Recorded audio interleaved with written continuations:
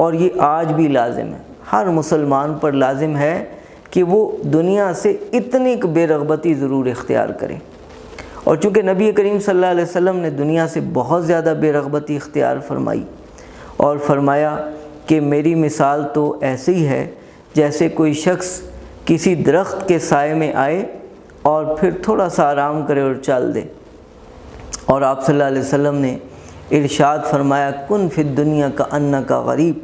دنیا میں ایسے رہو جیسے کہ مسافر ہوتا ہے، او عابر سبیل، یا راہگیر ہوتا ہے۔ تو یہ آپ صلی اللہ علیہ وسلم نے ہمیں تعلیم دی ہے کہ زہد اختیار کرو گے تو زہد کی صورت میں زندگی آسان ہوگی، دین پر عمل کرنا آسان ہوگا، لیکن لازم نہیں ہے کہ بندہ اتنا زیادہ بے رغبتی اختیار کرے کہ اللہ تعالیٰ کی حلال چیزوں سے بھی کنارہ کشی اختیار کر لے، بلکہ اگر کوئی اللہ تعالیٰ کی حلال کردہ چیزوں سے کنارہ کشی اختیار کرتا ہے اور عقیدے میں یہ رکھتا ہے کہ یہ ناجائز ہیں، تو یہ تو بندہ دائرہ اسلام سے خارج ہو جاتا ہے۔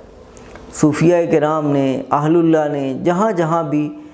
بے رغبتی اختیار کی ہے دنیا سے، تو اسی لیے کہ میری اصلاح ہو جائے، میں ناقص اور کمزور ہوں، اگر دنیا کی طرف ذرا سا بھی نظر کروں گا، نگاہ کروں گا تو دین پر عمل نہیں کر پاؤں گا۔ ان کے زہد کا یہ خلاصہ ہوتا تھا اور یہ غرض ہوتی تھی، اور صحابہ کرام نے بھی اسی طرح کا زہد اختیار کیا، بہت ساری حلال چیزوں کو اور بہت ساری آسائشوں کو اختیار نہیں کیا، اس لیے تاکہ کہیں دین کے اندر کمزور نہ ہو جائیں۔ لیکن دوسری طرف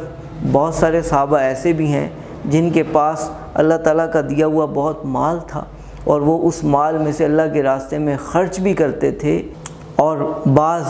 تابعین بہت اچھے اچھے عمدہ لباس پہنتے تھے۔ حضرت امام مالک رحمۃ اللہ علیہ